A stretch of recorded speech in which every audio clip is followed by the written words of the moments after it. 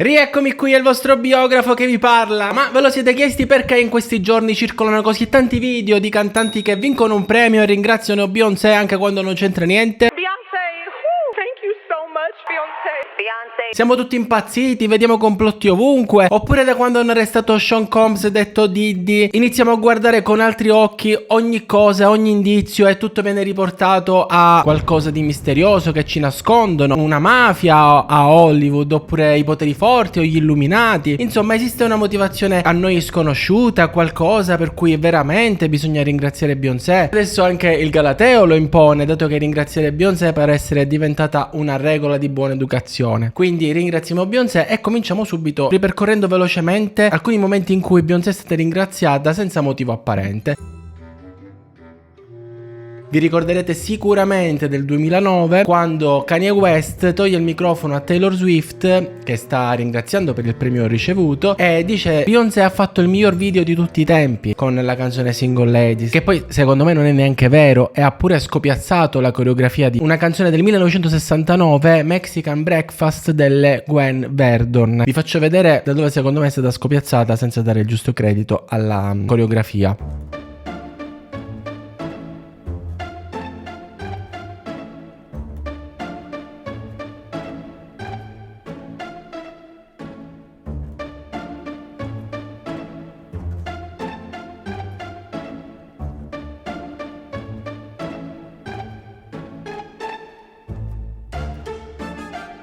Non finisce qui. Durante i VMA del 2011, Joe Calderone, l'alter ego di Lady Gaga, consegnò il premio a Britney. A sua volta Britney consegnò il premio a Beyoncé, ringraziandola, pronunciando le seguenti parole: Beyoncé ed io abbiamo iniziato circa alla stessa età e come tutti i suoi fan mi sono innamorata di lei. Lei può fare tutto, dal cantare al recitare, al ballare, una delle persone più talentuose mai viste. Al che Joe Calderone, aka Lady Gaga, si ricordò di ringraziare anche lui Beyoncé. Beyoncé is a beautiful soul. There's nobody like Beyoncé. Nessuno è come lei nel 2011, così come nessuno è come lei nel 2017, quando Adele viene premiata con un Grammy Award e ringrazia Beyoncé dicendo commossa: sono davvero onorata e molto grata e riconoscente, ma l'artista della mia vita è Beyoncé. Questo album è stato così monumentale, così ben pensato e così bello e profondo, e noi artisti qui ti adoriamo. Il modo in cui ci fai sentire, il modo in cui fai sentire i miei amici neri è importante. Andiamo avanti perché non finisce con Adele, non finiscono con Adele i ringraziamenti apparentemente,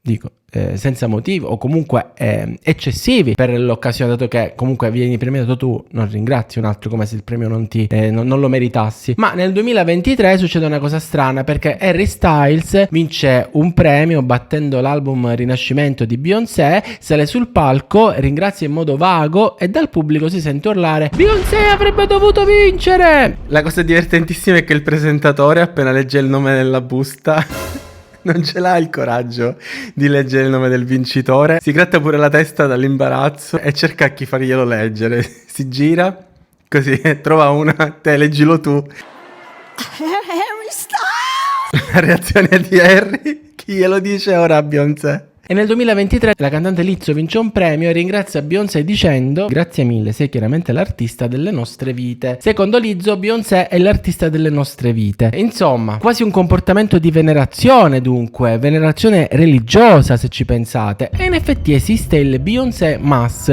un servizio religioso in cui si affrontano temi di spiritualità, giustizia sociale, teologia femminista nera, con l'obiettivo di creare conversazioni sulle sfide e i successi delle donne nere, utilizzando la musica di Beyoncé. Se tutto questo vi ha confusi, sappiate che è arrivato il momento di cominciare la biografia dall'inizio. Quindi mettetevi comodi per ascoltare la vera storia di Beyoncé, Giselle Knowles Carter, in arte Beyoncé.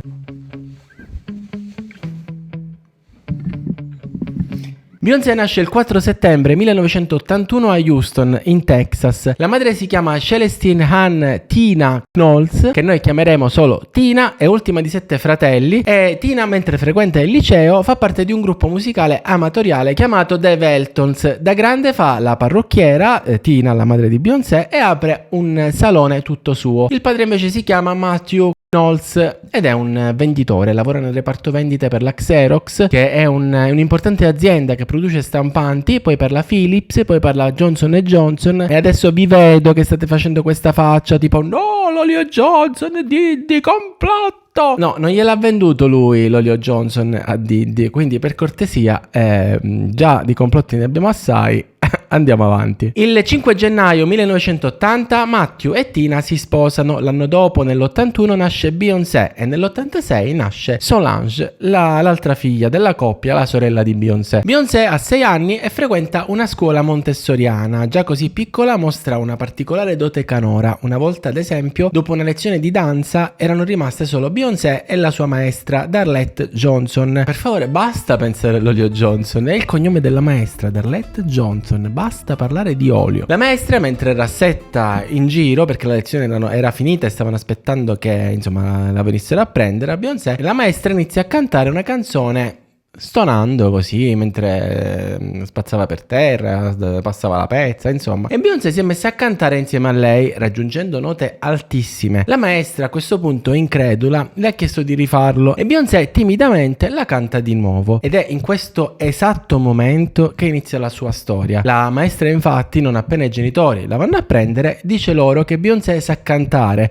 e chiede il permesso di farla partecipare a qualche concorso di canto e ballo. A soli 7 anni Beyoncé vince un talent show cantando Imagine di John Lennon. Nel 1990 iscrivono Beyoncé alla scuola elementare Parker Elementary School, una scuola pubblica in cui entra a far parte del coro scolastico. Passa qualche anno e si iscrive al liceo High School for Performing and Visual Arts, un liceo artistico in cui studia per lo più musica, danza, teatro, scrittura creativa. Beyoncé già da piccola frequenta assiduamente anche la chiesa per potersi esercitare e suonare e cantare gratis e quando vuole, perché come dicevo comunque la famiglia non è che è ricca. Precisamente la St. John's United Methodist Church a Houston, questa è la chiesa che frequenta, cioè una chiesa metodista, che sarebbe una delle chiese evangeliche più diffuse al mondo. Nonostante la religione metodista faccia parte dell'esercito della salvezza, cioè di una organizzazione missionaria con lo scopo di diffondere il cristianesimo nel mondo, quindi diciamo nonostante siano un gruppo molto coeso e propenso al tediare con la loro fede che sogno Giulia. La madre di Beyoncé è cattolica e ogni anno, alla vigilia di Natale, ci tiene che tutta la famiglia vada a messa con lei per assistere alla nascita di Gesù. Vi ricordate che la maestra di ballo si è messa in testa di farle fare provini per concorsi musicali? Bene, sempre nel 1990, quando ancora Beyoncé frequenta le elementari, ha un'audizione per entrare a far parte di un gruppo musicale femminile, Beyoncé conosce la Tavia Robertson. Con lei e altre ragazzine nel 1992 formano il gruppo Girls Time, 6 voci angeliche per stupire qualsiasi timpano. Nel 1993 le Girls Time piacciono talmente tanto che attirano l'attenzione a livello nazionale. Un produttore di nome Arn Frager vola dalla California a Houston per vederle, convince ste ragazzine minorenni, quindi convince anche i genitori a portare nel suo studio di registrazione il The Plant Recording Studio, che sembra un nome di una cosa importante. Comincia a formulare strategie discografiche per il gruppo e riesce a farle partecipare ad un talent show televisivo dal titolo Star Search. Purtroppo però le Girls Time perdono la competizione canora e quindi non se ne fa più niente. Nel frattempo però la percezione del valore di questo talento in famiglia inizia a prendere altri aspetti, altre forme, anche perché il produttore Arn Frager ha spesso manifestato particolare interesse per il talento canoro di Beyoncé, che più delle altre sin da ragazzina mostra più personalità, carattere artistico, insomma essere più portata a mettersi al centro dell'attenzione. Pare che questo produttore abbia lasciato intuire più di una volta l'enorme potenziale di business. Infatti il papà di Beyoncé riflette su quanto accaduto e si convince che le Girls Time abbiano perso perché la canzone fosse sbagliata per loro. Quando hanno perso il talent show, infatti, hanno cantato una canzone rap e loro non sono rapper. Quindi che cosa fa Matthew Knowles? Diventa il manager della band. Che può andare storto nell'avere tuo padre come manager della tua band? Niente. Per prima cosa riduce il numero delle ragazze da 6 a 4. In realtà ne toglie 3 e ne aggiunge un'altra. Ma poco importa perché Matthew ha le idee chiare. Le Girls Time si esercitano e si esibiscono in chiesa, nei cortili di casa, nella parruccheria della madre, in piccoli eventi cittadini. E finita la scuola, Matthew organizza un campo estivo di addestramento per allenare queste giovani cantanti a cantare e ballare. Ricorderà Robertson in un'intervista una delle ragazze che non potevano uscire di casa tranne che per fare jogging e che venissero costrette a guardare filmati delle Supremes, un trio di voci femminili molto in voga negli anni 70, e dei Jackson 5. Dopo questo intenso addestramento, Matthew riesce a farle esibire come gruppo di apertura di alcuni concerti importanti di gruppi R&B del tempo e la madre di Beyoncé, Tina, disegna e fa realizzare i costumi di scena del gruppo. Siamo nel 1995 quando l'identità del gruppo inizia a diventare importante almeno quanto il nome, e prima di firmare un contratto con un'etichetta discografica cambiano nome un sacco di volte, passando da Girls Time a Sometime Fresh, da Sometime Fresh a Cliché, da Cliché a The Dolls, da The Dolls a Destiny. Finalmente si convincono e firmano con la Elektra Records con il nome di Cataraburstrufish.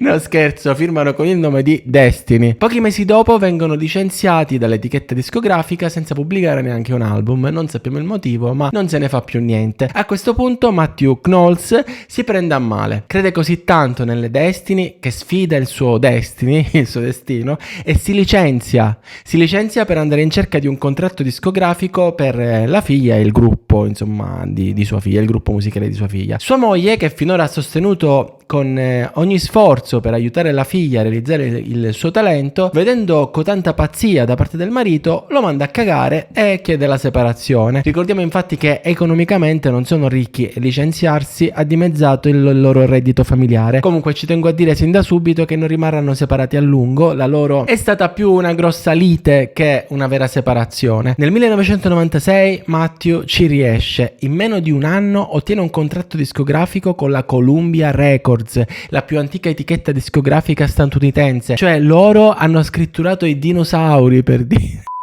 Ed è qui alla Columbia che la talent scout Teresa La Barbera White trova il nome che manterranno più a lungo, cioè Destiny's Child. E da dove gli è venuta l'idea per questo nome? Dalla Bibbia. Così, in cerca di un miracolo forse. Racconta Beyoncé stessa che hanno aggiunto a Destiny una parola perché altrimenti non avrebbero potuto registrare il nome, e che sua madre Tina ha preso dal libro di Isaia un passaggio che l'ha ispirata a qualcosa di predestinato, come se il successo del gruppo fosse già stato scritto nel loro destino. Nel 1997, quando Beyoncé ha solamente 16 anni, la canzone Killing Time viene inserita nella colonna sonora del film Men in Black con Will Smith. Alla fine dello stesso anno il singolo No No No del loro album di debutto, no, non mi ero incantato, non mi ero bloccato, il titolo è che No No No, arriva alla 67esima posizione della classifica Billboard 200 e 14esima nella classifica Billboard Top R&B hip hop. L'album No No No vende oltre 1 milione di copie solo negli Stati Uniti, ottenendo la certificazione disco di platino. Insomma, come inizio non c'è male, è andato forse anche troppo bene. Infatti il singolo successivo non riuscirà a replicare tutto questo successo, e nel 1998 le Destiny's Child vincono 3 premi musicali sempre per la canzone No No No e appaiono in un episodio di una sitcom intitolata Smart Guy. Nel 1999 le Destiny's Child, praticamente diciottenni, pubblicano il loro secondo album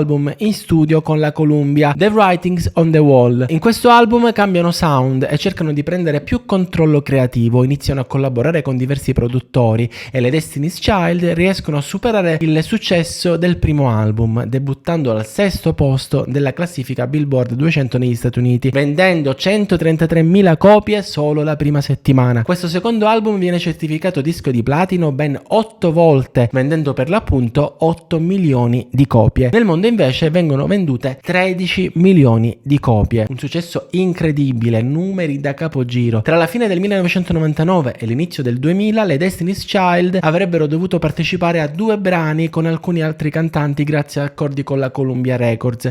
Tra questi sarebbe dovuto esserci l'esordiente 50 Cent. E perché 50 Cent non c'è? Intanto diciamo brevemente chi è 50 Cent. Il suo vero nome è Curtis James Jackson III e nasce nel Queens a New York il 6 luglio 1975 da Sabrina Jackson, una ragazzina di 15 anni che per lavoro spaccia cocaina.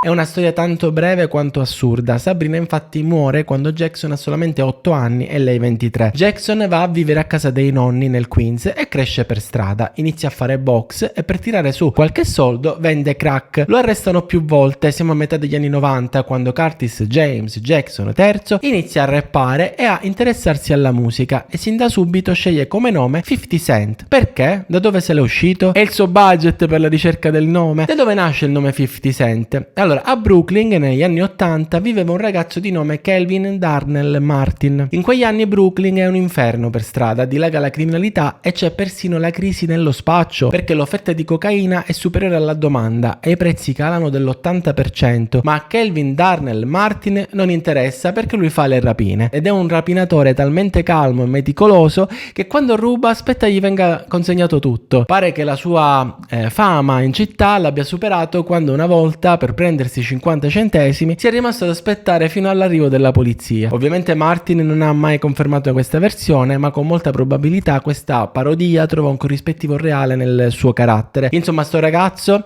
se ne va sempre in giro tranquillo per le strade, armato fino ai denti. Sopravvive a 24 colpi di pistola e 10 coltellate. A lui vengono attribuiti 30 omicidi e, capendo una certa di dover cambiare aria perché si è fatto troppi nemici, decide di arruolarsi nell'esercito. Purtroppo per lui, per un processo a suo carico, lo rispediscono a casa a Brooklyn, dove un sicario lo elimina nel pianerottolo sotto casa della sua fidanzata. Torniamo a Curtis James Jackson III, che una decina d'anni dopo sceglie il nome d'arte 50 Cent come omaggio a Kelvin Martin, perché ai suoi occhi è una fonte di ispirazione per il suo spirito di sopravvivenza attraverso ogni mezzo. Non alla violenza, però, ci tiene a specificare durante un'intervista il nostro 50 Cent, ma perché dice il tipo di persona che era lui. Vi leggo un pezzettino di cosa dice al riguardo. Mi guadagno da solo ciò di cui ho bisogno. Se mi fossi chiamato Capone o Gotti, non penso avrei ricevuto il medesimo rispetto. Un sacco di artisti dicono di essere dei gangster, ma emulano soltanto ciò di cui hanno paura.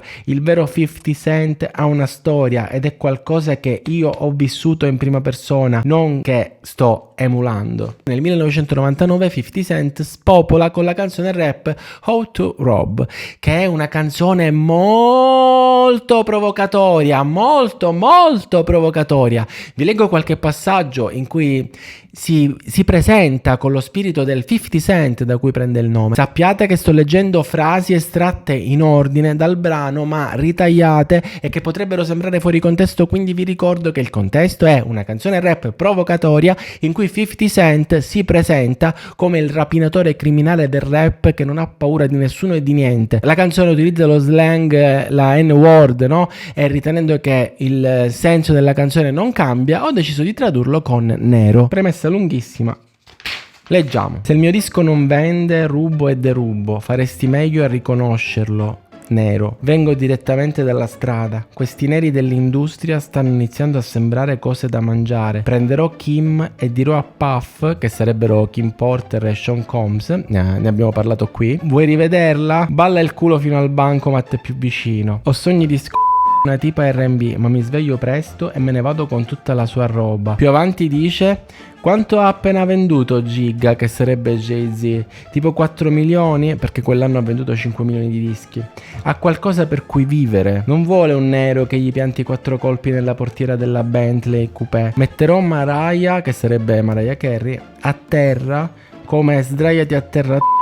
Non sei più con Tommy, che sarebbe Tommy Mottolo, no? Il capo della Sony. Chi ti proteggerà adesso? Più avanti dice: ho davvero fame, sto per derubare Mr. C, che sarebbe un produttore associato a Notorious Big. Quel nero sta ancora mangiando dai proventi del primo LP di Big. E che cosa succede poco dopo il successo di questo brano? Il 24 maggio del 2000 50 Cent è fuori casa di sua nonna nel Queens, dovrebbe andare a registrare con Beyoncé e le Destiny's Child per la Columbia Records, quando due sicari a volto coperto gli sparano una raffica di colpi e 50 Cent viene colpito da 9 proiettili. Viene portato di corsa in ospedale e per fortuna nessun proiettile ha colpito gravemente organi vitali. 50 Cent passerà 13 giorni in ospedale prima di firmare le dimissioni e passerà le successive 6 settimane senza riuscire nemmeno a camminare. Da questa esperienza ne uscirà cambiato per sempre, sia caratterialmente che vocalmente, e la sua voce avrà un timbro più rauco e il suo stile sarà più pacato. Verrà prodotto da Eminem e grazie al successo ottenuto aprirà un'etichetta tutta sua, la G-Unit Records, eccetera, eccetera, eccetera.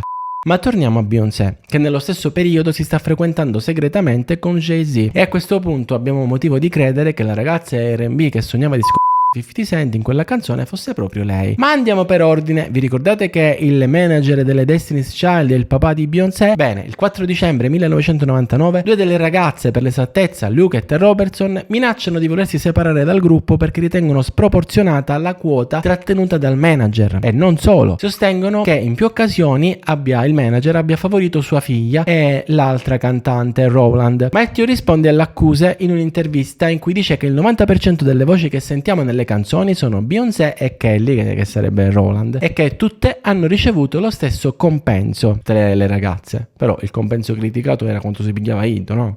Quanto si tratteneva il manager, no? Quanto dava alle ragazze, quindi anche se le ragazze che hanno detto di voler mollare il gruppo lo hanno fatto molto probabilmente per ottenere qualcosa in più, non volevano lasciare davvero il gruppo. Infatti incidono il nuovo album Say My Name, ma che succede? Che Beyoncé annuncia su TRL, un importante canale televisivo musicale, che Luke e Robertson hanno lasciato il gruppo, che verranno sostituite da Michelle Williams e Farrah Franklin. Esce il videoclip della canzone Say My Name, girato con le nuove cantanti, anche se ci sono ancora le voci delle altre cantanti della prima registrazione fatta, quella con Luke e Robertson. Insomma, questo per dire che cosa? Per dire quanto avrebbero potuto letteralmente mettere chiunque, e quindi che il valore delle altre cantanti, no, quelle che non sono Beyoncé, è pari a 0. Il video esce su MTV contemporaneamente ad un comunicato stampa che annuncia la nuova formazione delle Destiny's Child, e Luke e Robertson fanno causa per questo motivo. Ora, sulla percentuale del manager e del potenziale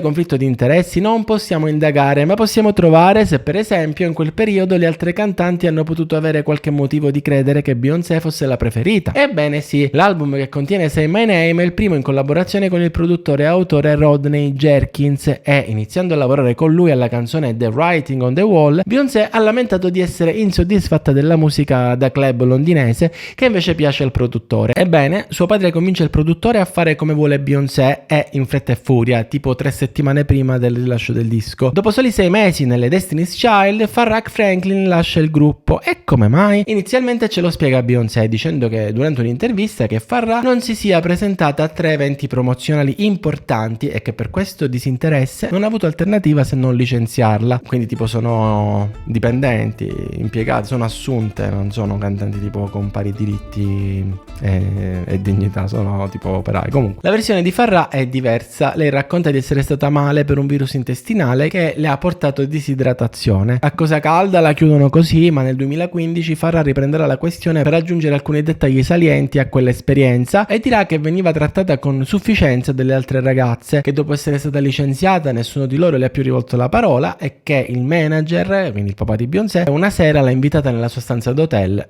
ma che lei non ci sia andata. Comunque verso la fine del 2000 la causa, cominciata da Luke e Robertson, si risolve con un accordo economico e una clausola che impedisce alle parti di parlare l'una dell'altra pubblicamente, cioè non possono parlare in pubblico di Beyoncé, e Beyoncé non può parlare in pubblico di loro, dell'ex colleghe di canto. Nello stesso periodo le Destiny's Child annunciano che stanno valutando progetti individuali. Purtroppo però per i loro progetti individuali le Destiny's Child nel 2001 vincono numerosi premi, artista dell'anno, altri 5 premi, ma a parte i premi ormai come nome il gruppo è famoso in tutto il mondo, quindi non è detto che il pubblico possa apprezzare il cantautore solista dopo anni che segue il gruppo. Un esempio recentissimo di questa difficoltà la possiamo facilmente trovare nei Maneskin, dopo che il cantante Damiano ha annunciato il super percorso da solista, è ovvio che i fan si trovano spiazzati, e nel suo caso, nel caso di Beyoncé, ancora peggio, secondo me, perché nei Maneskin era solo Damiano a cantare, quindi per dire che non è facile per le Destiny's Child diventare soliste anche se sono tutte e quattro a cantare. Mi sta venendo in mente un altro esempio: i ragazzi del Volo, se volessero dividersi e cantare da solisti, dovrebbero cominciare dai loro nomi da solisti. Non è scontato che il pubblico apprezzi, quindi cioè una cosa è dire vogliamo fare il percorso da solista, una cosa poi è farlo e avere successo, e farlo come nel caso delle Destiny's Child in un periodo di successo non è facile,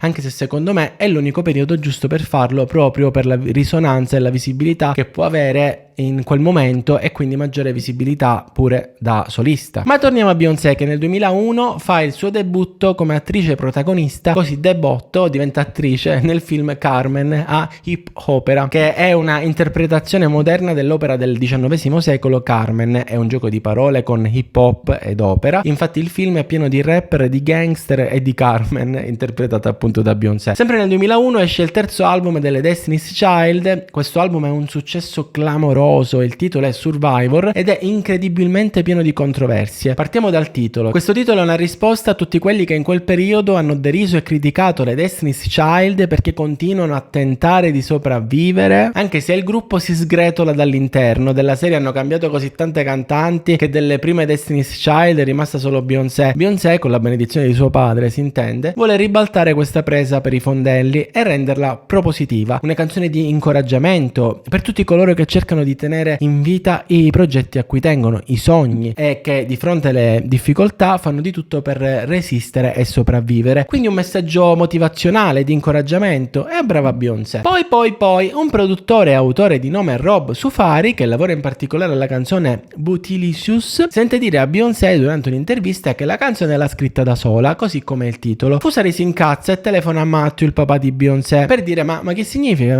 Ma qual è? Ma che è scusa? Questa canzone la scrissi io, quindi la canzone è mia, dice. Beyoncé al massimo la canta, la interpreta, e Matthew molto semplicemente risponde che al pubblico non interessa, le persone non vogliono sentire parlare di Rob Fusari, produttore del New Jersey. Ciò che vende è far credere che l'artista faccia tutto da sé. Che ne pensate di questa affermazione? È vero che tendiamo a idolatrare gli artisti come esseri mitologici che nelle segrete di un palazzo e incline alla pazzia riproducono la loro arte, e quando ci accorgiamo che sia il risultato di uno sforzo di gruppo tendiamo a sminuire l'artista? Secondo me sì, fatemi sapere che ne pensate nei commenti. Una frase della canzone Survivor poi è oggetto di critiche, perché vi ricordate che secondo l'accordo raggiunto con le ex Destiny's Child non avrebbero potuto parlare in pubblico delle altre cantanti e viceversa? Bene, viene contestata la frase: pensavi che non avrei venduto senza di te, ma ho venduto 9 milioni. Secondo le ex Destiny's Child questa frase viola l'accordo, perché pur senza nominarle le nomina, eppure negativamente. Fanno causa per questo motivo, ritenendo fosse una frase diffamatoria, e trovano un accordo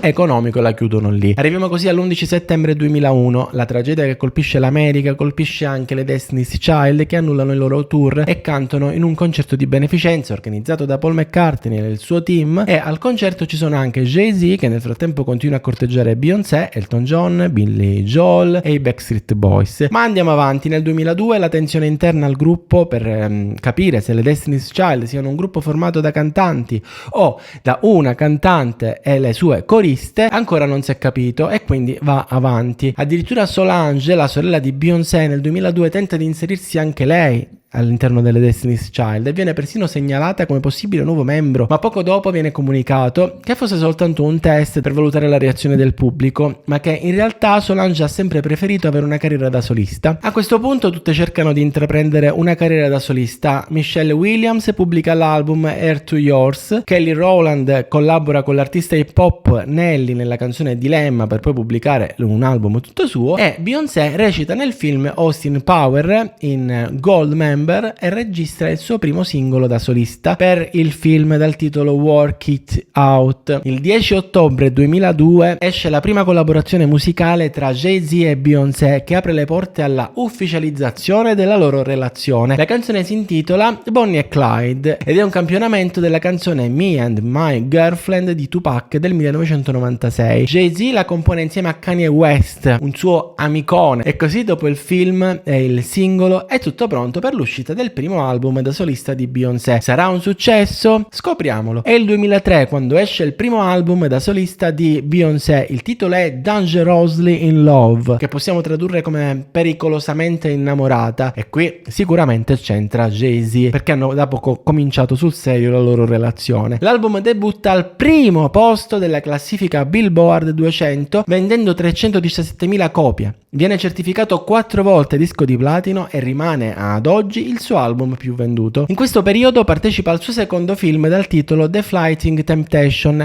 Vi ricordate quello cringissimo che vi raccontavo nella biografia su Diddy? Bene, anche se da solista Beyoncé è andata fortissimo, suo padre Matthew Knowles annuncia che le Destiny's Child torneranno e saranno di nuovo 4, rivelando l'altra sua figlia Solange come new entry. Ad agosto dello stesso anno Beyoncé fa sapere che sua sorella non farà parte del gruppo perché deve promuovere il suo album di debutto da solista. Io ho una teoria banalissima che si chiama meglio non avere 2 galli in un pollaio, oppure 2 dischi is meglio che one, chi lo sa. Sicuro è che in questo lavoro la conduzione familiare non porta mai solo cose buone e che 2 sorelle all'interno di un gruppo protagonista non si possono tenere, cioè tipo conflitto di interessi per suo padre, dato che comunque spingeva sempre verso Beyoncé. Ma andiamo per ordine. A novembre 2003 comincia il Dangerously in Love Tour in Europa. Con lei si esibiscono anche Missy Elliott e Alicia Keys. Nel 2004 esce il nuovo e ultimo album delle Destiny's Child. Il titolo è Destiny Fulfilled, che possiamo tradurlo come Destino realizzato. Esce l'8 novembre e a differenza dei precedenti dischi, ogni membro contribuisce allo stesso modo alla scrittura e alla produzione delle canzoni. Beyoncé dirà che dopo 14 anni come gruppo i loro destini fossero già stati compiuti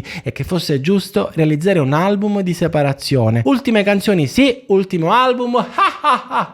Nel 2005 esce il best of degli album che racchiude tutti i grandi successi delle Destiny's Child. Manco il tempo della nostalgia che lo piazzano negli autogrill a 10 euro. Che te ne privi? No, infatti vende un fottino. Nel 2006 Beyoncé scrive la colonna sonora del film La Pantera Rosa. Tadan tadan tadan.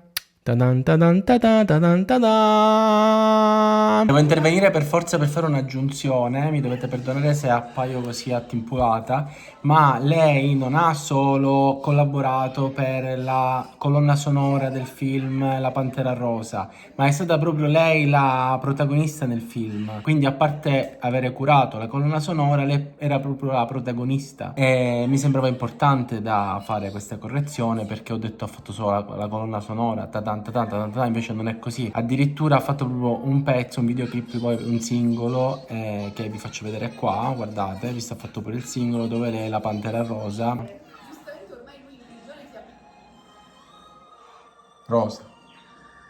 Nel dubbio grazie Beyoncé. E il 4 novembre esce il suo secondo album da solista dal titolo B-Day. Il disco vende 541.000 copie nella prima settimana. Il singolo principale dell'album è con Jay-Z e si intitola Deja Vu. Questa canzone, pur andando ai primi posti della classifica, riceve critiche contrastanti. Da un lato la somiglianza del pezzo con la canzone, sempre di Beyoncé, Crazy in Love, e dall'altro pare essere piaciuta l'assertività e la sensualità con cui Beyoncé canta i testi, paragonandola a Tina Turner alla fine degli anni 80. Ai Grammy del 2007 l'album viene nominato per 5 Grammy e vince il premio come miglior album R&B contemporaneo. Lo stesso anno Beyoncé recita e canta nel film Dreaming nel ruolo di Dina Jones, che sarebbe un riadattamento del musical ispirato al successo del gruppo femminile The Supremes. Vi ricordate che la madre di Beyoncé da ragazza cantava in una band ispirata proprio alle Supremes e poi però ha fatto la parrucchiera, che suo padre fosse anche un fan e che quando ha fatto fare tipo il ritiro in campeggio là, per allenarsi faceva vedere i video delle Supremes. Insomma, anche per questo motivo Beyoncé è molto affezionata alle Supremes e interpretare questo ruolo la emoziona particolarmente, anche perché Dina dovrà riuscire a liberarsi di un marito controllante e questo, diciamo, è un tema a cui Beyoncé tiene molto. Per promuovere il film Beyoncé scrive Listen, una canzone che racconta proprio di Dina e dell'ottenimento della sua indipendenza. Sempre nel 2007 Beyoncé parte per un tour di 97 date, incassando $24 milioni e in 6 tappe organizza una una raccolta di donazioni di cibo. Nel 2008 esce il suo terzo album da solista, I Am Sasha Fierce. Il disco in realtà sono due dischi, in uno canta Beyoncé, nell'altro sempre Beyoncé, ma con il suo alter ego. Per questo giochino viene creato un sito ufficiale che chiede ai fan di scrivere qualcosa su questa Sasha Fierce, di scrivere come potrebbe essere. Spiega Beyoncé, ve lo leggo, vi leggo questa cosa dell'alter ego perché sembra molto, come dire, bizzarra. Sasha Fierce è il mio alter ego. Esiste una seconda personalità che prende il sopravvento quando è il momento di lavorare o salgo sul palco. Un alter ego che io stesso ho creato e che in un certo senso ha il ruolo di proteggere ciò che sono realmente. E questo è il motivo per cui metà del disco I Am rappresenta quella parte di me che si cela sotto il trucco, le luci dei riflettori e la magia dell'interpretazione drammatica. Sasha Fierce svela invece il lato più spiritoso, sensuale ed aggressivo, la personalità più schietta e seducente che balza fuori quando sono al lavoro o mi esibisco dal vivo. Nel secondo disco quindi troviamo l'alter ego. L'album I Am riceve un successo straordinario, vende 482.000 copie solo nella prima settimana e ottiene 15 certificazioni platino, riceve 10 nomination ai Grammy, se ne vince 6. In questo album c'è la canzone Single Ladies, per dire, no? La canzone Single Ladies si può riassumere così: se non ti dà l'anello di fidanzamento, quello che anticipa il matrimonio per intenderci, allora puoi fancularlo.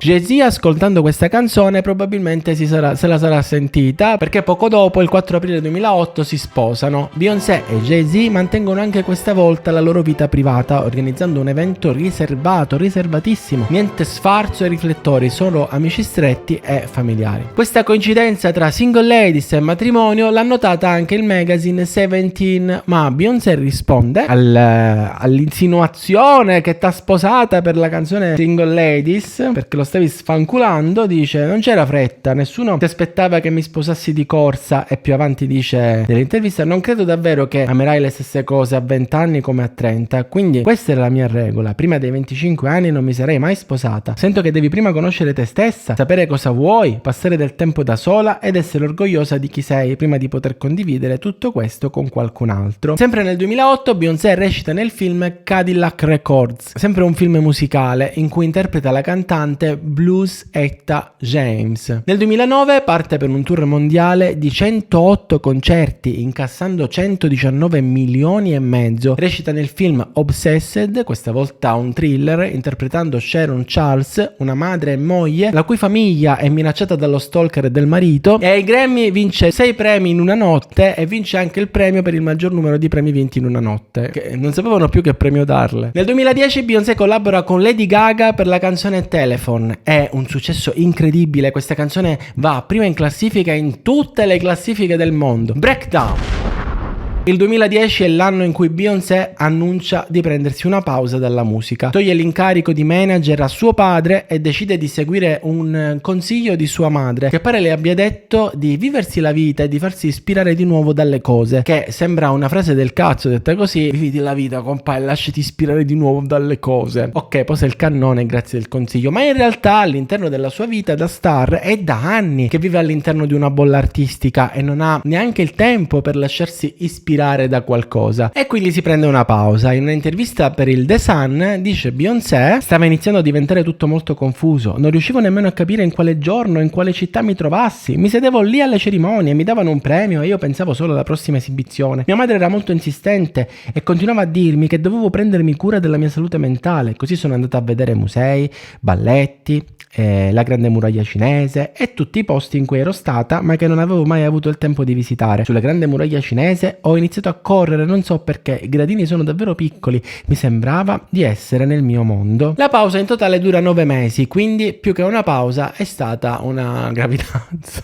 È stata una vacanza. Di questa vacanza racconterà lei stessa in un articolo per la rivista Essence dal titolo Eat, Play, Love. Ebbene, dove si mette vince qualche premio. Infatti per questo articolo ha un altro premio vinto per Beyoncé. Io pure voglio vincere un premio per qualunque cosa. Sempre nel 2010 Beyoncé fonda la Parkwood Entertainment, una società di produzione e management che gestisce vari aspetti della carriera di Beyoncé, inclusa la musica, i film, i tour, il merchandising e tutto il resto. La Parkwood ha sede a New York ed è subito diventata un noto centro di gestione creativa e collaborazioni artistiche. Ma perché si chiama così? Beyoncé ha deciso di chiamarla come la strada in cui ha vissuto a Houston in Texas. Non so se vi ricordate, l'ho detto all'inizio della biografia. Sempre nel 2010 Beyoncé confessa di aver ucciso Sasha Fierce. Vi ricordate il suo alter ego? È durato poco. Beyoncé, dopo 3 anni di Sasha, si è resa conto di non doversi giustificare con un alter ego per sperimentare nuova musica, scrivere testi insoliti o distinguere la sé privata dalla sé pubblica. Nel 2011 Beyoncé pubblica il suo 4º album da solista e lo intitola 4. Fine. Basta. Chiudiamo l'internet. Andiamo a casa. Non abbiamo capito niente. Questo album è il primo dopo la pausa vacanza che si è fatta, ma è anche il primo senza suo padre come manager. Beyoncé ha voluto maggiore libertà sia nelle sonorità che nei temi trattati all'interno dei brani. Ad esempio si parla di monogamia, di emancipazione femminile, di autoriflessione. L'album è un successo, manco a dirlo, però qualcosa sta cambiando. Infatti mentre degli album precedenti ha venduto milioni di dischi, adesso pur avendo un enorme successo ne vende soltanto 1,5 milioni e l'enorme successo si scopre dal miliardo di stream su Spotify. Lo stesso anno, nel 2011, Beyoncé ai Video Music Award si esibisce e, lasciando cadere il microfono, mostra la pancia per annunciare pubblicamente di essere incinta. Folla in delirio, pubblico in visibilio, Kanye West appare per strattonare il suo amico Jay-Z che sta per diventare papà. Il 7 gennaio 2012 nasce Blue Ivy Carter, la prima figlia di Beyoncé e Jay-Z. A gennaio partorisce e a giugno Beyoncé pubblica un video per annunciare che torna a esibirsi per 4 sere per l'inaugurazione di un immenso teatro ad Atlantic City all'interno di un resort con casinò. Nel video promozionale Beyoncé ammette di avere una certa ansietta di tornare sul palco. Vi leggo un estratto di quello che dice: mi sento un po' nervosa, sono felice di essere una madre e tornare sul mio lavoro è un po' strano, ma è importante non perderti e avere ancora le tue passioni e per questo sono tornata al lavoro.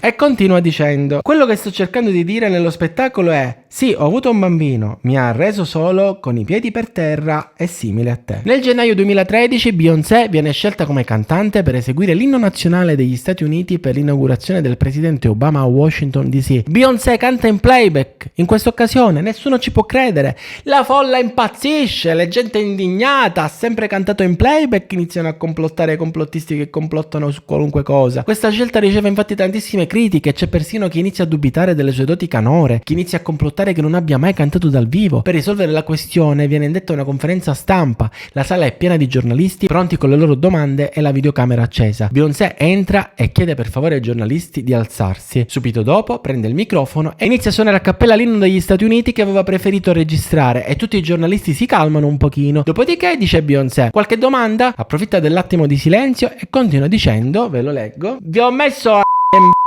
ora un parlate più, ma ammutoliti. Che cosa dice Beyoncé ai giornalisti dopo aver cantato a cappella l'inno nazionale davanti a loro così live per mettere fine a tutte quelle voci che la criticavano? Sono una perfezionista. Beyoncé della Vergine, picciò. Così, ricordiamolo a chi crede nei segni zodiacali. E una cosa di me è questa: mi esercito fino a quando i piedi non mi sanguinano. Non ho avuto il tempo di provare con l'orchestra e a causa della mancanza di un corretto sound check non mi sono sentita a mio agio nel rischiare. Si trattava del presidente e dell'inaugurazione e volevo renderlo orgoglioso, così come il mio paese. Quindi ho deciso di cantare insieme alla traccia preregistrata. Un mese dopo questa performance, Beyoncé si esibisce durante l'intervallo del Super Bowl e la sua performance dal vivo è talmente attesa che è uno dei momenti più twittati della storia dei momenti più twittati su Twitter, con 268.000 tweet al minuto. Manco Temptation Island è arrivata. Il 15 febbraio 2013 esce un documentario sulla carriera e la vita di Beyoncé. È lei stessa a dirigere il docufilm, che è il risultato di anni e anni di archivi di filmati e fotografie. È dal 2005 che Beyoncé filma alcuni momenti della sua vita per questo progetto. Ha persino assunto un direttore visivo. Il docufilm esce per la HBO e registra 2,3 milioni di spettatori. Il 13 dicembre 2013 esce il quinto disco di Beyoncé dal titolo Beyoncé. Picciotti deve assumere qualcuno per i titoli perché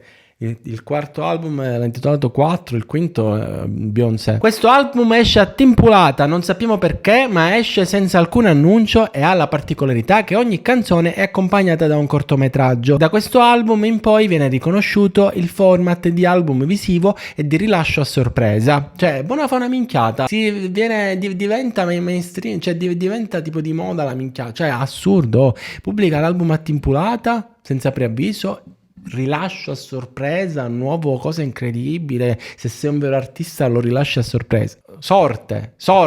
Ci vuole sorte nella vita. Vende un fottio, bla bla bla bla bla bla bla bla bla. La vera sorpresa di quest'album è che Beyoncé dimostra di cantare quello che vuole, sia contenuti per un pubblico adulto che messaggi femministi. Nello stesso periodo fonda Be Good, che sarebbe l'iniziale del suo nome più Good, una organizzazione filantropica con l'obiettivo di supportare comunità in difficoltà e promuovere la giustizia sociale. L'obiettivo dell'organizzazione è di aiutare su equità economica, istruzione, fornendo borse di studio, tirocini, alloggi, scarsità d'acqua e soccorso in caso di disastri. La fondazione aiuterà vari paesi come il Sudafrica, Haiti, non limitandosi agli Stati Uniti, e nel 2017 collaborerà con UNICEF per Be Good for Burundi. Nel 2014 Beyoncé e Jay-Z annunciano il loro primo tour insieme. Marito e moglie fino a questo momento, infatti, pur avendo collaborato in molte occasioni, hanno sempre tenuto le loro due carriere separate. Per l'On The Run Tour invece compiono questo tour negli stadi insieme. Beyoncé, così a caso, vince il Michael Jackson Video Vanguard Award agli MTV Video Music Award,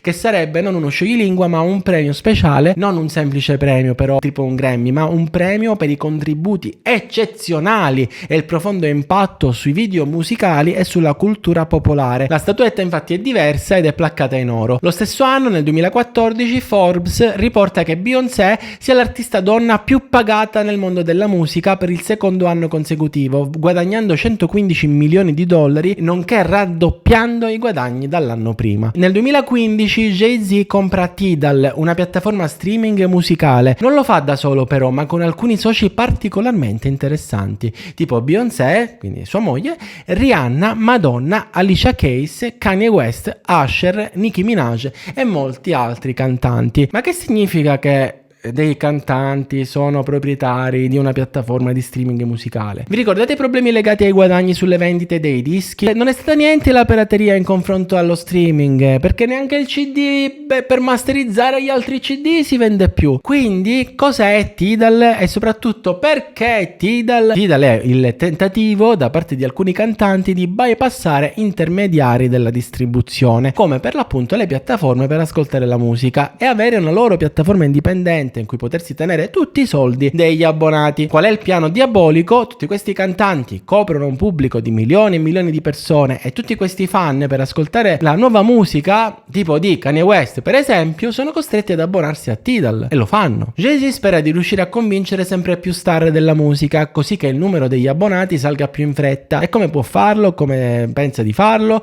Con il 3% dei guadagni, a patto di portare contenuti inediti ovviamente. Ma di che numeri parliamo? Prendiamo come esempio il 2015, quando Spotify ha 15 milioni di abbonati e 60 milioni di utenti. Apple Music ancora non esiste, per dire. Quindi Tidal parte in poco tempo con 500.000 abbonati, che non è poco, diciamo, per cominciare. I primi artisti a lanciare la piattaforma sono super convinti che sia un momento di svolta nell'industria musicale, dove l'artista è protagonista della produzione tanto quanto della distribuzione. In occasione di un comunicato stampa sono state fatte alcune dichiarazioni interessanti da parte di alcuni di loro. Ad esempio, ve ne leggo qualcuno, tipo quello di Beyoncé: ogni grande movimento è iniziato con un gruppo di persone in grado di riunirsi e davvero solo prendere posizione. Se i fan possono vedere che questo viene da noi, è così importante. Hai messo insieme così tante menti talentuose e creative, stiamo condividendo le nostre preoccupazioni sulle cose che vogliamo cambiare, abbiamo davvero l'opportunità di cambiare il modo in cui tutti noi sperimentiamo l'arte.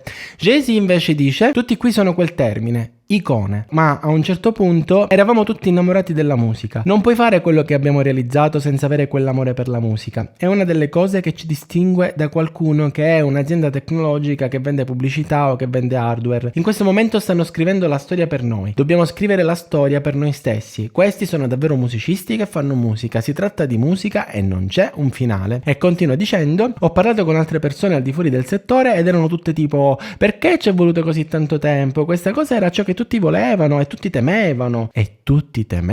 Se questi artisti possono sedersi in una stanza insieme, il gioco cambia per sempre. Ed è successo oggi. Kanye West invece dice: quando mettiamo insieme le nostre teste, combinando tutte le nostre risorse e possedendo il nostro petrolio, dando alle persone un livello più alto di prodotto dal punto di vista della produzione e visivo, ho solo pensato a quanto sia folle l'inizio del nuovo mondo. Kanye West quando parla certe volte si capisce solo, però è stato abbastanza chiaro. E Kanye West lo farà davvero. Nel 2017 decide di mettere in esclusiva su Tidal l'album dal titolo The Life of Pablo, che sarebbe l'album contenente la canzone Famous, di cui si è molto parlato, si è parlato veramente tanto, forse tantissimo. Noi ne abbiamo parlato ad esempio nella biografia su Taylor Swift, perché lei è stata la più colpita dal contenuto di questa canzone. Ma andiamo per ordine. Kanye pubblica The Life of Pablo e porta la bellezza di 1,5 milioni di nuovi abbonati al servizio di streaming Tidal. Bello, direte voi, fantastico, finalmente un boost formidabile e credibilità al progetto. E invece no, perché Jay-Z non paga i $3 milioni che avrebbe dovuto a Kanye West e lui lascia la società e gli fa causa. Poi però Kanye inizia ad avere qualche ripensamento, probabilmente dettato dalla paura. Non so se vi ricordate infatti quando durante un concerto dal vivo Kanye West dal nulla comincia a dire: Jay-Z, fratello, amico mio, chiamami, ti prego, non mi hai più chiamato, non mandarmi i tuoi killer ad uccidermi, aspetto una tua telefonata, chiamami per favore, Jay-Z.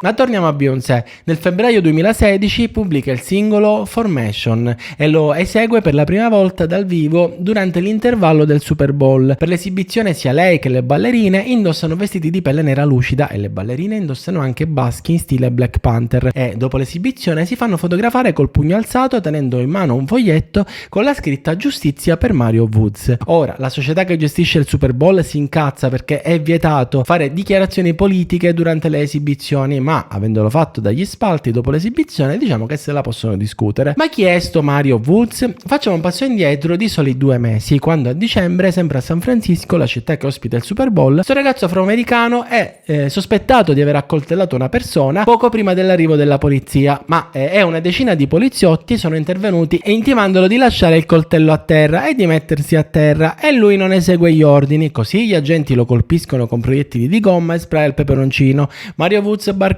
e cerca di allontanarsi ancora col coltello in mano. A questo punto, in strada, sul marciapiede, le telecamere di videosorveglianza registrano tutto, gli agenti lo accerchiano e lo eliminano, anche se già lo avevano reso inoffensivo. Il videoclip della canzone Formation ha alcuni riferimenti come una macchina della polizia che affonda con Beyoncé sopra o un graffito sul muro con la scritta "Smettete di spararci". Il testo della canzone invece è motivazionale e rivolto soprattutto all'orgoglio dei neri, spaziando dai capelli afro al naso come i Jackson 5. A marzo dello stesso anno Beyoncé fonda una linea di abbigliamento sportivo in collaborazione con Topshop e il marchio si chiama Ivy Park, Ivy è tipo il nome di sua figlia, no? E viene sin da subito brandizzato con una forte identità femminista. Lo slogan infatti è celebrare ogni donna e il corpo in cui si trova, cercando sempre di essere migliore. Che se fosse il testo di una canzone sarebbe un bel messaggio. Realizzarlo vendendo magliette è un tantinello più complicato, infatti preparatevi perché ci sarà un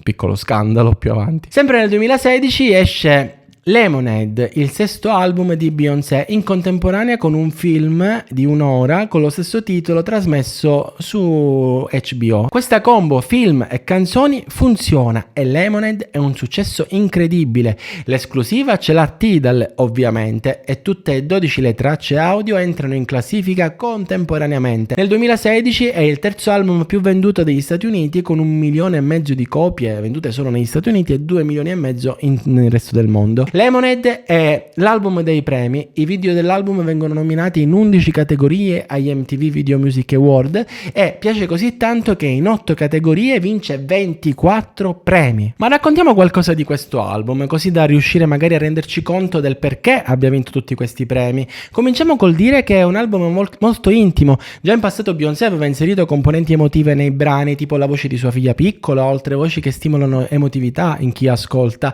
In Lemonade invece siamo a livello pro, perché la voce inserita all'interno del brano è la nonna di Beyoncé, Agnes de Reon, e la nonna di Jay-Z, Etty White. E al termine del brano Freedom possiamo ascoltare il discorso che fece al suo 90° compleanno, avvenuto l'anno prima, a dicembre del 2015. Dice Etty White: ho avuto i miei alti e bassi, ma ho sempre trovato la forza interiore per tirarmi su di morale. Mi sono stati offerti dei limoni, ma ho fatto una limonata. Limonata, da qui il titolo dell'album. Nella sezione finale del film invece Beyoncé recita una filastrocca rielaborata per renderla una ricetta per fare la limonata, dedicandola appunto alla nonna Agnes. Ve ne leggo la prima parte. Prendi una pinta d'acqua, aggiungi mezzo chilo di limone, il succo di 8 limoni, la scorza di mezzo limone, versa l'acqua in una brocca, poi in un'altra più volte, filtra attraverso un tovagliolo pulito, nonna l'alchimista, hai filato l'oro su questa vita difficile, eccetera eccetera eccetera. Per registrare questo album Beyoncé e Jay-Z vanno a Parigi, in Francia, alloggiano per 45 giorni in un hotel, allestiscono 2 camere come studio di registrazione, in una registra Beyoncé e nell'altra Jay-Z, e quando devono registrare insieme vanno in uno dei 2 studi indifferentemente. Jay-Z racconta di questa sessione di registrazione con queste parole: abbiamo usato la nostra arte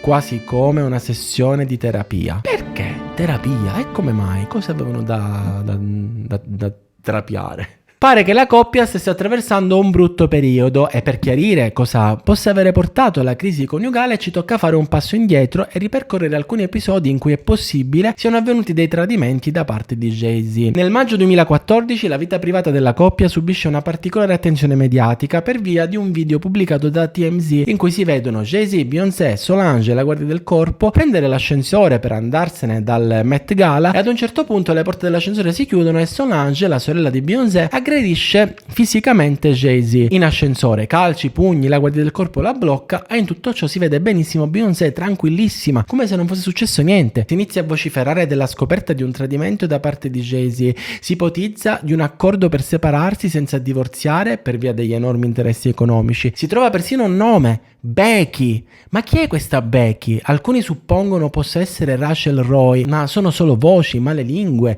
Beyoncé infatti dice che non è vero niente, che quanto accaduto in ascensore sia una cosa che certe volte può capitare in famiglia. Vi leggo una sua dichiarazione: alla fine della giornata le famiglie hanno problemi e noi non siamo diversi. Ci amiamo e soprattutto siamo una famiglia. Ci siamo lasciati alle spalle la lite e speriamo che tutti gli altri facciano lo stesso. E scherzando sull'evento dice: certe volte la merda va giù, dice, tipo uno si incazza, no? Quando c'è $1 miliardo su un ascensore. Nel 2014 i due partono insieme per l'On The Run Tour, vi ricordate? Ma continuano a girare voci sempre più convinte che i due siano oramai separati, senza fede al dito ad esempio, e che il tour siano costretti a farlo perché la maggior parte dei soldi li hanno già incassati. Dal 2014 al 2017 succede un sacco di altra roba che abbiamo già raccontato e a febbraio la coppia annuncia che aspettano 2 gemelli a febbraio 2017. Saranno gemelli riparatori? Chi lo sa? Se così fosse funzionerà? Chi lo sa? Riusciranno i nostri eroi a trovare il giusto assetto dopo questo fantomatico tradimento? Beyoncé e Jay-Z pubblicano un post per l'occasione in cui scrivono: vorremmo condividere il nostro amore e la nostra felicità. Siamo stati benedetti 2 volte. Siamo incredibilmente grati che la nostra famiglia crescerà di 2 e vi ringraziamo per i vostri auguri. Firmato The Carters, che sarebbe il cognome di Jay-Z riferito a entrambi i Carters, no? A febbraio annunciano di aspettare 2 gemelli. A giugno Jay-Z toglie ogni dubbio, ammette di aver tradito Beyoncé. E lo fa in pubblico. Prima cantando in una sua canzone dal titolo 4:44, in cui canta: mi scuso con tutte le donne con cui ho giocato, con le vostre emozioni, perché ero privo di emozioni. E più avanti nel testo dice: mi scuso, il nostro amore era uno e doveva durare per secoli, e se i miei figli lo sapessero non so nemmeno cosa farei. Se non mi guardassero allo stesso modo probabilmente morirei con tutta la vergogna. Cantandolo sicuramente non lo scopriranno mai. Non contento per averlo solo cantato e quindi per non lasciare spazio spazio al dubbio che magari quella strofa possa essere libertà artistica e non un'ammissione di colpevolezza, Jay-Z durante un'intervista al New York Times Magazine ammette di aver tradito Beyoncé, racconta che insieme siano riusciti a rendere il loro lavoro una sessione di terapia di coppia e che ritrovarsi insieme in crisi di produzione artistica sia stato qualcosa di molto serio e molto forte. Vi leggo due passaggi all'interno dell'intervista in cui usa la metafora dell'uragano per dire che il posto più sicuro quando capita un uragano sia stare al centro. Il posto migliore è proprio nel mezzo del dolore ed è lì che eravamo seduti ed era scomodo e abbiamo avuto molte conversazioni, lo sai, sai, alla fine della giornata abbiamo davvero un sano rispetto per il mestiere dell'altro. Penso che sia fantastica, sai, la maggior parte delle persone se ne va, è come il tasso di divorzio è tipo il 50% o qualcosa del genere, perché la maggior parte delle persone non può vedere se stessa. La cosa più difficile è vedere il dolore sul viso di qualcuno che hai causato e poi avere a che fare con te stesso. Quindi sai, la maggior parte delle persone non vuole farlo, non vuoi guardare dentro di te e così te ne vai. Nel 2018 la coppia Jay-Z e Beyoncé torna più forte di prima, le nuove consapevolezze hanno portato nuova forza e nuova linfa vitale. Dall'esterno pare abbiano capito di voler restare insieme. L'album del ricongiungimento dei coniugi si intitola Everything is Love, che in italiano possiamo tradurre con Tutto è amore. Vi ricordate l'azienda di moda che produce i capi d'abbigliamento di Beyoncé, la Ivy Park? Bene, all'inizio di maggio 2016 un articolo del The Sun riporta la notizia di accusa di sfruttamento dei lavoratori. Secondo questo quotidiano britannico, le fabbriche Ivy Park in Sri Lanka sfruttano le lavoratrici, quasi tutte donne nere, pagandole $6,17 al giorno, una cifra inferiore al salario minimo giornaliero. Tempestivamente un rappresentante di Ivy Park risponde alle accuse dichiarando che, tenetevi, il salario minimo giornaliero in Sri Lanka è di $2,68, il che significa che i lavoratori guadagnano il doppio rispetto allo standard. Quindi, siccome loro li pagano il doppio rispetto allo standard, zitti e non rompete il cazzo. È un caso del parlo alla suocera così mi sente la nuora. Avete presente quando vi dicevo che lo slogan di Ivy Park fosse particolarmente ambizioso per una linea di abbigliamento? Lo slogan è, vi ricordate, celebrare ogni donna e il corpo in cui si trova cercando sempre di essere migliore. Per questo motivo quelli del The Sun hanno sputtanato Beyoncé e le condizioni di sfruttamento delle donne che lavorano nelle fabbriche dello Sri Lanka. A parte lo stipendio di cui già abbiamo parlato, pare che le condizioni di vita fossero disumane, tipo docce in comune, coprifuoco la notte, impossibilità di unirsi in associazioni di sindacati. E quando il portavoce di Ivy Park ha detto siamo orgogliosi del nostro programma etico e paghiamo il doppio del salario minimo, ha detto anche non possiamo garantire dei nostri fornitori, cioè non siamo responsabili di cosa fanno le aziende tessili che subappaltano per la produzione dei nostri capi. Vi leggo una domanda riportata nell'articolo, una domanda che mi ha fatto riflettere. Perché Ivy Park sceglie di produrre i propri capi in Sri Lanka, paese in cui le regolamentazioni sui diritti dei lavoratori sono quasi assenti? Quindi se avete tutti questi programmi etici e tutta questa voglia di fare del bene, perché producete là che è risaputo che sfruttano le persone, che non hanno manco il sindacato, eccetera eccetera? Domanda alla quale non troveremo mai una risposta. Passa qualche anno e nel 2019 la Ivy Park di Beyoncé collabora con Adidas per una linea di abbigliamento, ma fatto strano si viene a sapere che Beyoncé avrebbe interrotto una potenziale collaborazione con Reebok perché quando ha avuto un incontro con quelli di Reebok avrebbero proposto la loro idea e Beyoncé avrebbe detto loro, notando che il team creativo di Reebok mancasse di diversità, dice nessuno in questa stanza riflette il mio background, il colore della mia pelle, avrebbe detto a Reebok Beyoncé, da dove vengo io è ciò che voglio fare, quindi non collaborerò con voi. Reebok appena legge questa dichiarazione salta dalla sedia e smentisce subito dicendo che la notizia che Beyoncé ha abbandonato un incontro con Reebok a causa della mancanza di diversità è categoricamente falsa. Le nostre discussioni con Beyoncé e il suo team sono proseguite per diversi mesi dopo il nostro incontro iniziale. Siamo delusi che informazioni false vengano riportate come fatti, però Reebok comunque non dice che è falso perché loro hanno parecchia diversità all'interno dell'azienda, dice solo non è mai successo. Ma andiamo per ordine, arriviamo così al gennaio 2017 quando viene annunciato che l'artista principale del Coachella Music and Art Festival sarà proprio lei, Beyoncé, ma è incinta e per evitare complicazioni annulla la sua partecipazione all'evento. Viene subito confermata però per il 2018, ma dopo l'annuncio del ritiro di Beyoncé i prezzi dei biglietti scendono del 12% e al suo posto subentra Lady Gaga. Il 13 giugno nascono i due gemelli, Sir e Rami Carter. A questo punto Beyoncé, neomamma, prende una pausa per avere un po' più tempo libero e fa solo qualche collaborazione. A settembre canta in un brano con due rapper, J Calvin e Willie William, donando i guadagni a enti per le vittime dell'uragano Harvey in Texas. A novembre canta il ritornello della canzone di Eminem Walk on Water. A dicembre canta un remix di Perfect con Ed Sheeran, raggiungendo la prima posizione in classifica negli Stati Uniti. Nel 2018 esce il videoclip della canzone Family Feud, una canzone scritta durante quella specie di ritiro spirituale barra terapia di coppia. Il videoclip della canzone è un cortometraggio che dura 7 minuti e 56 secondi. Comincia nell'anno 2444, quindi tipo nel futuro, e racconta una linea generazionale che ha sempre cercato di fare il bene della propria famiglia e del proprio business, dove per bene si intende anche uccidere. All'inizio proprio del video, nel 2444, si vedono due uomini combattere per una donna, uno dei due uccide l'altro e la donna uccide il vincitore, bla bla bla bla bla bla. Arriviamo al 2018, quindi torniamo indietro nel tempo, tipo il nostro presente, ma è a 7 minuti e 9 secondi che la mia attenzione ha iniziato a complottarsi da sola, perché Jay-Z si sta tipo confessando in chiesa e dice lasciami solo Becky. Ve la ricordate? Becky era la donna misteriosa con la quale Jay-Z avrebbe tradito Beyoncé, e continua cantando. Cosa c'è meglio di un miliardario? Due miliardari, soprattutto se sono della stessa tonalità. Insomma, ve la faccio breve, il coro canta dimenticatela, Jay-Z chiede un amen e Beyoncé canta amen. Come promesso l'anno prima, Beyoncé nel 2018 si esibisce al Coachella. La performance tanto attesa viene subito elogiata e definita come storica. Ci sono 100 ballerini sul palco per un effetto scenico grandioso. L'esibizione rende omaggio alla cultura afroamericana e l'evento viene subito riconosciuto come femminista. E insomma andiamo avanti veloce perché nel 2019 esce il docufilm Homecoming, a film by Beyoncé. In questo docufilm scopriamo tutti i retroscena della parte creativa che c'è stata per realizzare la performance del Coachella. Tra l'altro, a rendere il tutto ancora più memorabile è che Beyoncé sia la prima donna nera a fare da artista principale dell'evento. L'edizione del Coachella 2018 a questo punto viene soprannominato Beychella. A questo docufilm seguirà un altro album e un accordo da 60 milioni di euro con Netflix, di dollari con Netflix, per 3 progetti video. In Homecoming Beyoncé canta una canzone considerata l'inno nazionale nero.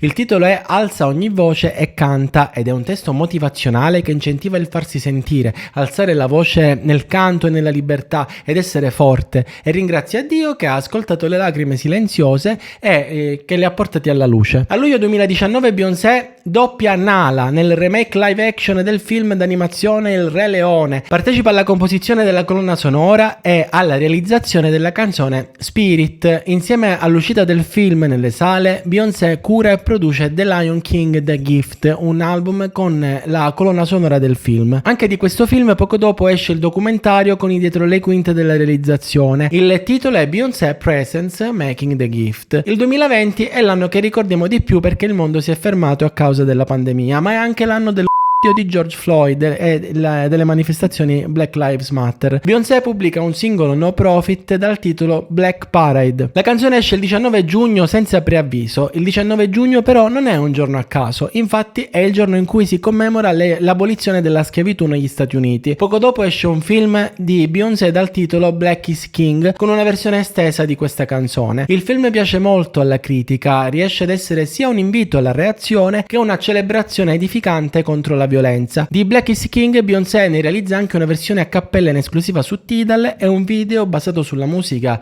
del Re Leone in anteprima su Disney Plus. Nel 2021 Beyoncé scrive una canzone per il film biografico King Richard interpretato da Will Smith, e per questa canzone riceve la sua prima nomination dell'Academy, che sarebbe l'organizzazione che si occupa dei premi Oscar, per la miglior canzone originale. Lo stesso anno Beyoncé e Jay-Z sono i protagonisti, sono i testimonial di una campagna promozionale di gioielli di lusso, nello specifico promuovono l'azienda Tiffany. Per l'occasione Beyoncé indossa il diamante più raro e caro di Tiffany. Parliamo di un diamante giallo di 128 carati con 82 facce dal valore stimato di 33 milioni di dollari, indossato solo da altre 2 donne da quando esiste questo gioiello. Tiffany per l'occasione promette di donare 2 milioni di dollari in borse di studio per scuole che sono storicamente afroamericane. Ebbene, non potete immaginare quello che è successo, il bordello, le persone indignate. Sto diamante praticamente è chiamato il diamante di sangue perché proviene da una miniera in Sudafrica dove è stato trovato nel 1977, sfruttando all'indicibile la popolazione locale per trovare diamanti ogni giorno. Beyoncé viene accusata di collaborare al blackwashing di Tiffany e che quelle pietre siano sporche del sangue dei neri che sono stati costretti a scavare nelle miniere per trovarle. Sentite cosa scrivono i commenti. Questo non è solo un diamante, è un diamante di sangue che è stato tirato fuori dalle miniere di sangue dei sudafricani, che se non riuscivano a raggiungere la quota giornaliera gli venivano mutilate mani e piedi, se non addirittura uccisi. Beyoncé non dovrebbe indossarlo. Interviene la madre di Beyoncé che dice, rispondendo online: quanti tipi di attivisti socialmente consapevoli possiedono diamanti? Avete controllato da dove proviene il diamante? Probabilmente no. Beyoncé tace e una fonte a lei vicina fa sapere che Beyoncé fosse sconvolta perché non le era mai stata raccontata la storia dietro il diamante, ma nonostante tutto Beyoncé non cancella la sua collaborazione come testimonial di Tiffany. Nel 2022 Beyoncé esegue una coreografia della canzone Be Alive, quella del film King Richard, interpretato da Will Smith. Vi ricordate? Ecco, non vi ho detto che questo film racconta l'ascesa delle sorelle tenniste Venus e Serena Williams. Il contributo del padre, King Richard appunto, è stato determinante per il loro successo. Se vi ricorda Beyoncé e suo padre avete afferrato il punto, e quindi c'è scritto la canzone. Il 9 giugno 2022 Beyoncé rimuove la foto profilo da tutti i suoi social. Perché? Che cosa sta succedendo? Milioni di persone spiazzate non sono riuscite a dormirci la notte. Dopo 5 giorni di panico, Beyoncé annuncia l'arrivo del suo 7° album intitolato Renaissance. Rinascimento in italiano. Il singolo Break My Soul esce il 20 giugno e l'album il 29 luglio. Beyoncé dichiara che creare questo album mi ha dato uno spazio per sognare e trovare una via di fuga in un momento spaventoso per il mondo. Mi ha permesso di sentirmi libera e avventurosa in un periodo in cui quasi tutto era fermo. La mia intenzione era di creare un luogo sicuro senza giudizi, un posto libero dal perfezionismo e dall'eccessiva riflessione, un luogo dove urlare, liberarsi e sentirsi liberi. E al British Vogue dice: passando molto tempo a concentrarmi sulla costruzione della mia eredità e a rappresentare la mia cultura nel modo migliore che conosco, ora ho deciso di darmi il permesso di concentrarmi sulla mia gioia. Arriviamo così al 21 gennaio 2023, quando Beyoncé si esibisce a Dubai in uno spettacolo privato. La performance è solo su invito e con divieto assoluto di usare telefoni o altro per fotografare o registrare video. E all'ingresso viene chiesto agli spettatori di inserire i loro dispositivi in delle custodie sigillate. Ovviamente le critiche sono arrivate da tutti i lati, primo fra tutti per la contraddizione di fare l'evento a Dubai, perché l'omosessualità negli Emirati Arabi è un crimine, e secondo la BBC l'album Rinascimento celebra anche la comunità gay nera. Questa volta risponde il padre di Beyoncé, Matthew Knowles, che dice che Beyoncé non farebbe mai del male a qualcuno e che si è sempre schierata per l'inclusività. Per il concerto pare sia stata pagata 24 milioni di dollari. Il 30 novembre Beyoncé rilascia il film documentario anche dell'album Rinascimento, scritto, diretto e prodotto da lei stessa. È tipo il meme, quello di Spider-Man, fa tutto lei. In questo film si racconta del tour e viene aggiunta una nuova canzone nei titoli di coda. Nel 2024 Beyoncé lancia un marchio di prodotti per capelli, Sacred. Sua madre Tina è la vicepresidente del marchio, anche perché essendo una parrucchiera da una vita se ne intende, quindi ci sta. Il 12 marzo Beyoncé annuncia il titolo del suo nuovo album con suo marito Jay-Z dal titolo Cowboy Carter. Carter è il cognome di lui, ovviamente, no, lo dico perché non mi ricordo se l'ho detto. È Cowboy tipo perché comunque è un album country. Il 29 marzo esce Cowboy Carter e dice Beyoncé: ho concepito questo album come una continuazione di Rinascimento. Spero che questa musica sia un'esperienza, creando un altro viaggio in cui puoi chiuderti gli occhi, iniziare dall'inizio e non fermarti fermarti mai.